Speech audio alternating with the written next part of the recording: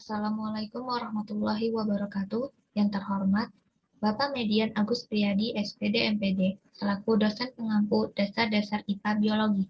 Sebelumnya, izin memperkenalkan diri, saya Salsabila dari Program Studi Pendidikan Matematika Universitas Lampung dengan NPM 2213021020.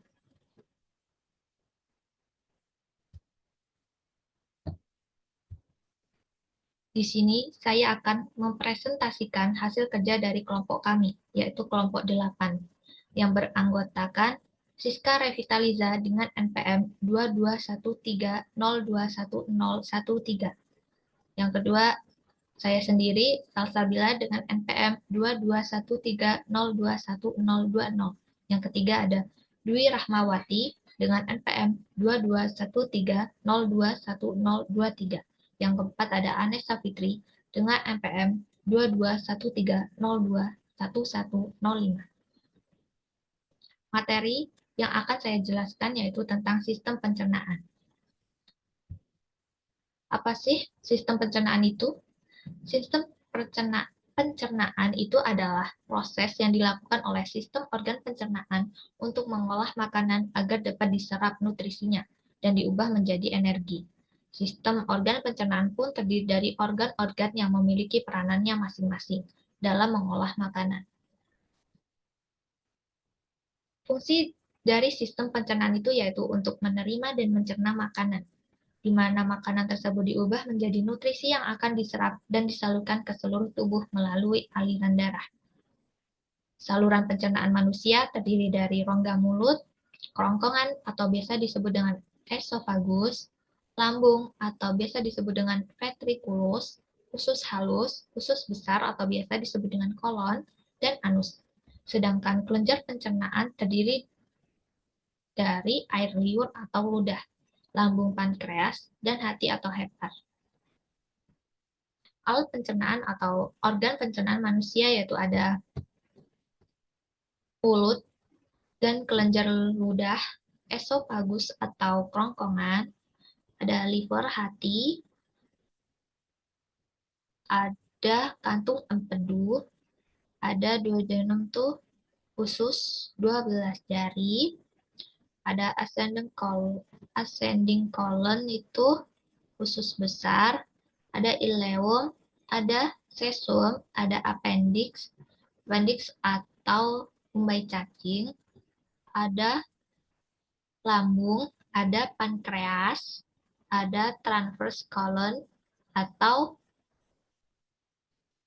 usus besar melintang, ada descending color, ada jejunum, ada sigmoid color,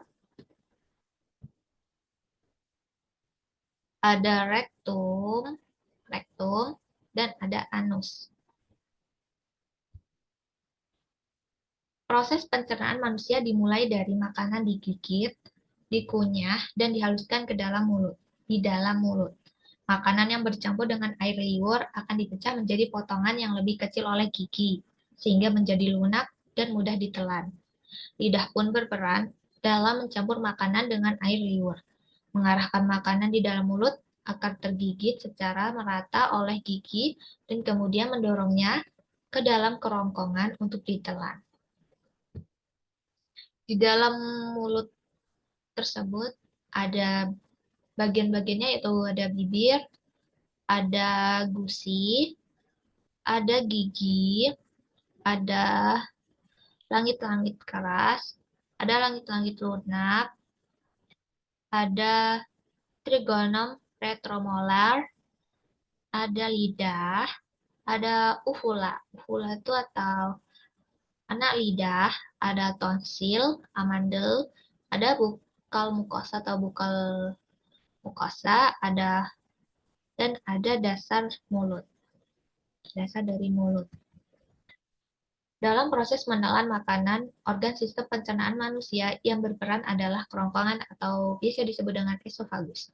Kerongkongan merupakan saluran yang memiliki panjang sekitar 25 cm dan berfungsi menyalurkan makanan dan minuman dari mulut ke dalam lambung. Di saluran ini terdapat otot berbentuk cincin yang disebut dengan lower esophageal sphincter. Otot ini berfungsi untuk memastikan makanan atau minuman yang sudah mencapai lambung tidak kembali naik ke kerongkongan atau mulut. Di dalam mulut di sini ada faring. Faring terdiri dari tiga, ada nasofaring, orofaring, orofaring, dan ada hipofaring. Nasofaring ini terdiri dari nasal cavity atau biasa disebut dengan rongga hidung, ada oral cavity atau biasa disebut dengan rongga mulut, dan ada dalam hipofaring ada tulang hyoid hyoid faring. Setelah menerima makanan dan minuman, lambung akan mengeluarkan zat asam dan enzim untuk melanjutkan proses pencernaan. Makanan yang masuk ke lambung ini diolah menjadi cairan pekat yang atau berupa pasta dan selanjutnya akan didorong menuju usus halus. Selain memecah makanan, lambung juga akan membunuh mikroorganisme yang mungkin terdapat pada makanan atau minuman. Ini adalah gambar dari lambung. Nih, ada kerongkongan, fundus, kardik, pulse, body dari lambung, dan ini ada testis. Dalam sistem pencernaan manusia, pankreas menghasilkan enzim yang bertugas untuk memecah nutrisi seperti enzim lipase, protease, dan amilase. Enzim-enzim tersebut akan dilepaskan oleh pankreas dan ikut bercampur dengan enzim pencernaan dari lambung. Enzim lipase berfungsi untuk mencerna lemak menjadi asam lemak. Protease untuk mencerna protein menjadi asam amino, sedangkan amilase untuk memecah karbohidrat menjadi glukosa. Pankreas. Di dalam pankreas. Hati atau liver merupakan penghasil cairan empedu yang peranannya sangat penting dalam sistem pencernaan manusia, yaitu memecah lemak menjadi asam lemak. Ini adalah organ hati. Cairan empedu ini terdiri dari kolesterol, garam, empedu, bilirubin, air, serta mineral seperti kalium dan natrium yang disimpan di dalam kantung empedu. Ketika proses pencernaan makanan berlangsung, cairan empedu akan dialirkan ke dalam usus halus. Makanan yang sudah menjadi pasta atau kimus di dalam lambung akan didorong ke usus halus dengan gerakan peristaltik usus.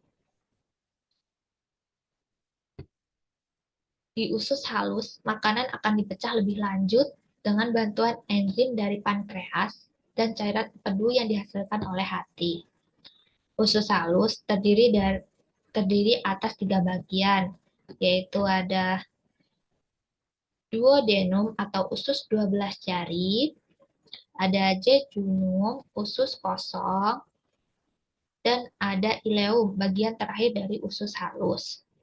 Duodenum bertanggung jawab untuk melanjutkan proses pemecahan makanan, sedangkan jejunum dan ileum bertanggung jawab untuk proses penyerapan nutrisi ke dalam aliran darah. Setelah nutrisi diserap oleh tubuh, semua makanan yang diproses dalam sistem pencernaan manusia akan meninggalkan sisa atau limbah yang disebut tinja atau feses. Usus besar akan mendorong limbah makanan tersebut ke dalam rektum, yaitu perhentian terakhir pada saluran pencernaan.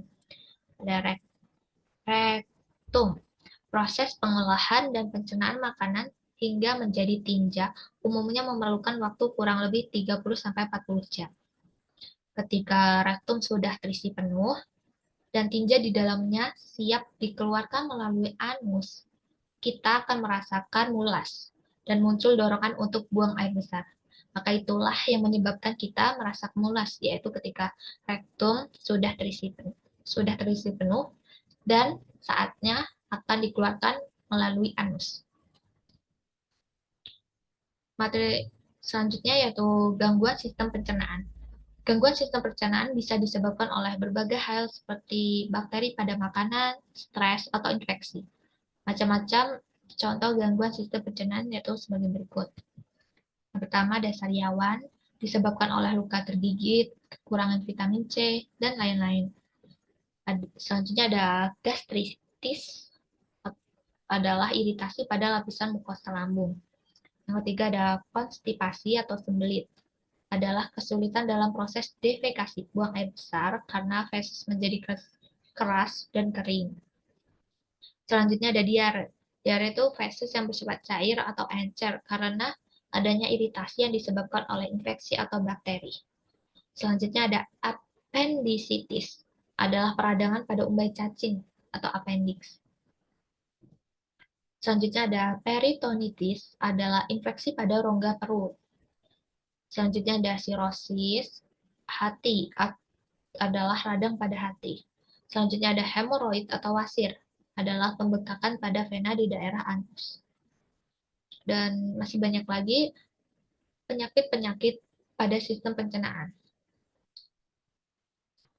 Gangguan sistem pencernaan ini dapat menyebabkan proses penyerapan nutrisi di dalam tubuh terganggu, sehingga meningkatkan risiko terjadinya malnutrisi atau kekurangan gizi.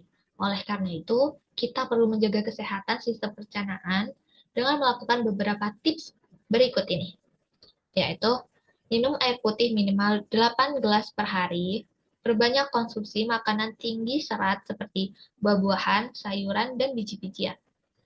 Selanjutnya, batasi konsumsi minuman beralkohol, hentikan kebiasaan merokok, batasi konsumsi makanan berkolesterol tinggi, konsumsi makanan atau minuman yang mengandung probiotik. Probiotik sendiri itu yaitu bakteri yang bermanfaat bagi kesehatan. Bakterinya itu seperti bakteri Lactobacillus. Dan contoh makanan yang mengandung probiotik yaitu seperti yogurt dan tempe. Dan masih banyak lagi. Selanjutnya, yang terakhir yaitu lakukan pemeriksaan kesehatan secara rutin ke dokter. Baiklah, sekian presentasi dari saya. Kurang lebihnya saya mohon maaf. Dan kepada Allah saya mohon ampun. Saya akhiri. Wassalamualaikum warahmatullahi wabarakatuh.